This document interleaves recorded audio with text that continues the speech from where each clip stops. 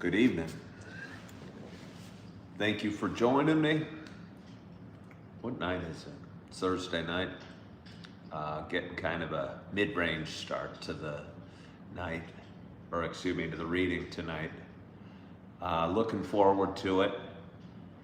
I peeked ahead last night in my reading. For anybody new, I've been reading a couple chapters of the Bible, starting at the book of Genesis at the very beginning for the last, 3 weeks maybe now. And we've read through the first 36 chapters. I peeked ahead. Reading the Old Testament's pretty challenging if you have never tried it. A lot of people recommend starting at the New Testament because I think it's a lot easier reading. But anyway, I started at the very beginning, and I peeked ahead last night and learned that there's, I believe, 50 chapters in the book of Genesis. So I'm, not that I'll be done with the Old Testament, but at least I'm starting to look forward to the next book in the Old Testament. But either way, we're not there yet, and tonight we're going to be reading, I think it's chapter 37 and 38 from the book of Genesis. So thank you for joining me, and without further ado,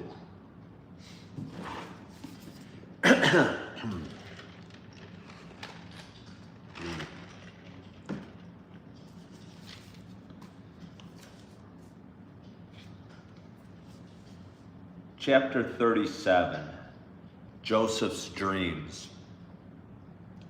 Jacob lived in the land of his father's sojournings in the land of Canaan. These are the generations of Jacob. Joseph, being 17 years old, was pasturing the flock with his brothers. He was a boy with the sons of Bilhah and Zilpah, his father's wives. And Joseph brought a bad report of them to their father.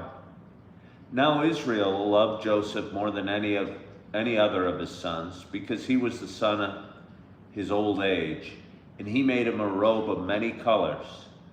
But when his brothers saw that their father loved him more than all his brothers, they hated him and could not speak peacefully to him. Now Joseph had a dream, and when he told it to his brothers, they hated him even more. He said to them, "Hear this dream that I have dreamed. Behold, we are binding sheaves in the field, and behold, my sheaf arose and stood upright. And behold, your sheaves gathered around it and bowed down to my sheaf." His brothers said to him, "Are you indeed to reign over us, or are you indeed to rule over us?" So they hated him even more for his dreams and for his words. Then he dreamed another dream and told it to his brothers and said, "Behold, I have dreamed another dream. Behold, the sun, the moon, and 11 stars were bowing down to me." But when he told it to his father and to his brothers, his father rebuked him and said to him, "What is this dream that you have dreamed? Shall I and your mother and your brothers indeed come to bow ourselves to the ground before you?"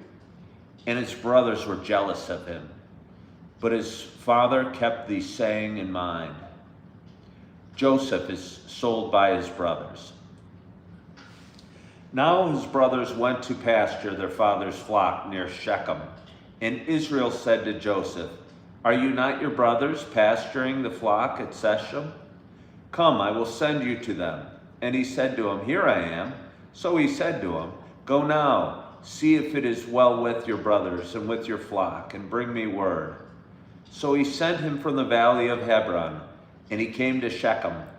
And a man found him wandering in the fields, and the man asked, "What are you seeking?" "I am seeking my brothers," he said. "Tell me, please, where they are pasturing the flock." And the man said, "They have gone away, for I heard them say, 'Let us go to Dothan.'" So Joseph went after his brothers and found them at Dothan. They saw him from afar, and before he came near to them, they conspired against him to kill him. They said to one another, "Here comes this dreamer.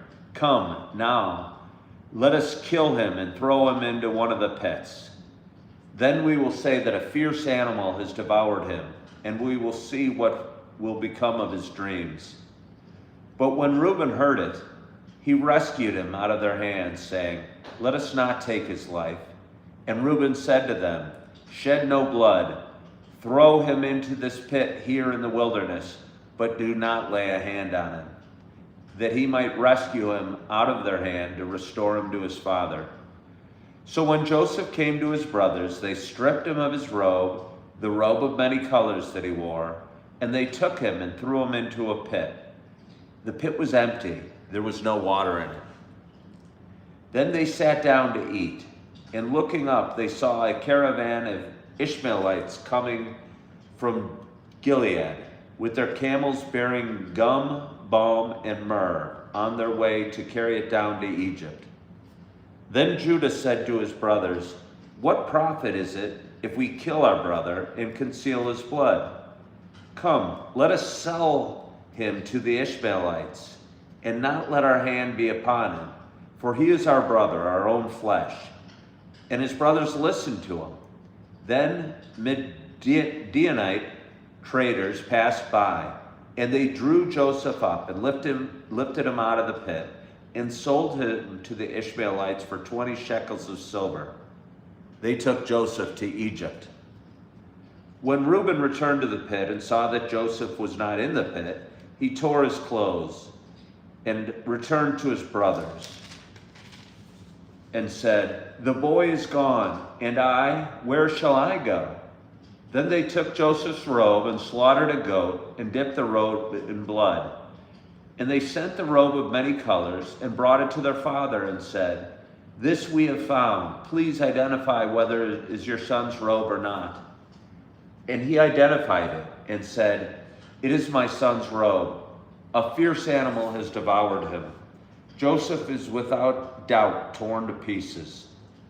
Then Jacob tore his garments and put sackcloth on his loins and mourned for his son many days.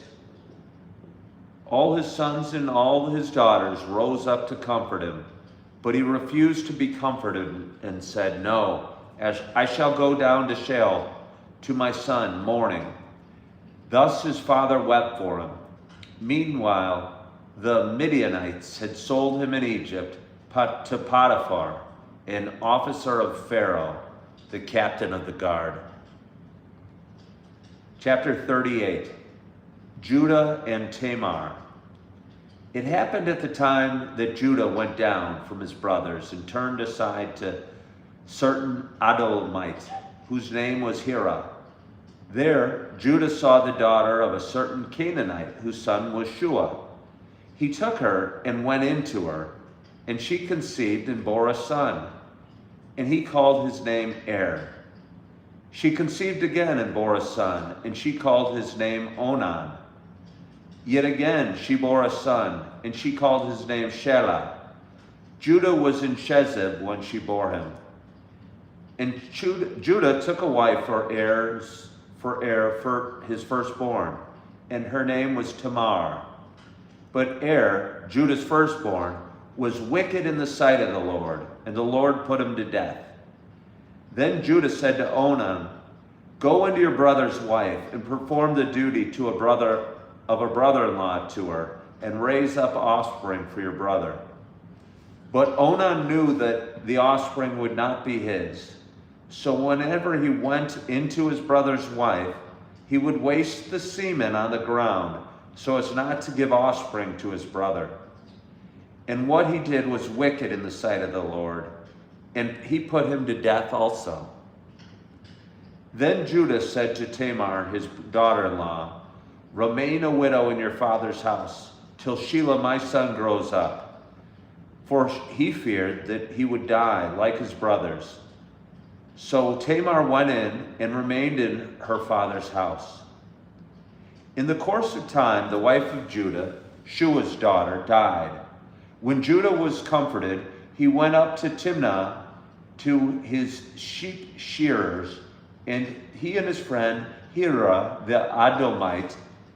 And when Tamar was told, Your father-in-law is going up to Timnah to shear his sheep, she took off her widow's garments, and covered herself with a veil, wrapping herself up, and sat at the entrance of Enaim, which is on the road to Timnah. For she saw that Shelah was grown up, and she had not been given to him in marriage. When Judah saw her, he he thought she was a prostitute, for she had covered her face. He turned to her at the roadside and said, "Come, let me come into you." For he did not know that she was her daughter-in-law. She said, "What will you give me, that you may come into me?" He answered, "I will send you a young goat from the flock." And she said, "If you give me a pledge until you send it." He said, "What pledge shall I give you?" She replied, "Your signet and your cord and your staff that is in your hand." So he gave them to her and went into her, and she conceived by him. Then she arose and went away. Taking off her veil, she put on the garments of her widowhood. When Judah sent the young goat by his friend the Edomite to take back the pledge from the woman's hand, he did not find her. And he asked the men of the place, "Where is the cult prostitute who is at Enaim at the roadside?" And they said, "No cult prostitute has been here." So he returned to Judah and said, "I have not found her." Also, the men of the place said, "No cult prostitute has been here." And Judah replied, "Let her keep the things as her own, or we shall be laughed at. You see, I sent this young goat, and you did not find her." About 3 months later, Judah was told, "Tamar, your daughter-in-law, has been immoral. Moreover, she is pregnant by immorality." And Judah said, "Bring her out and let her be burned."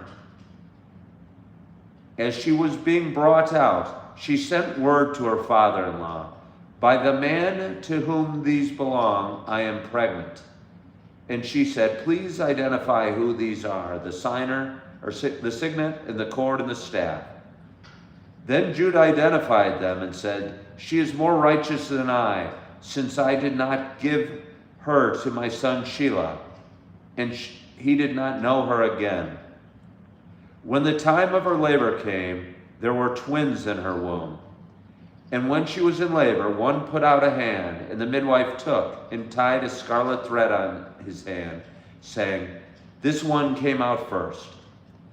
But as he drew back his hand, behold, his brother came out. And she said, "What a breach you have made for yourself." Therefore, his name was called Perez. Afterward, his brother came out with a scarlet thread in his hand, and his name was called Zerah.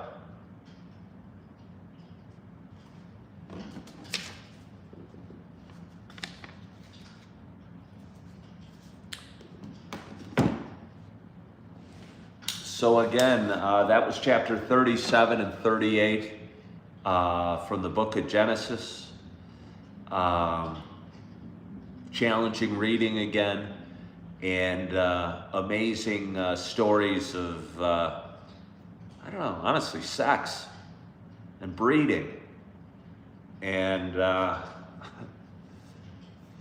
yeah.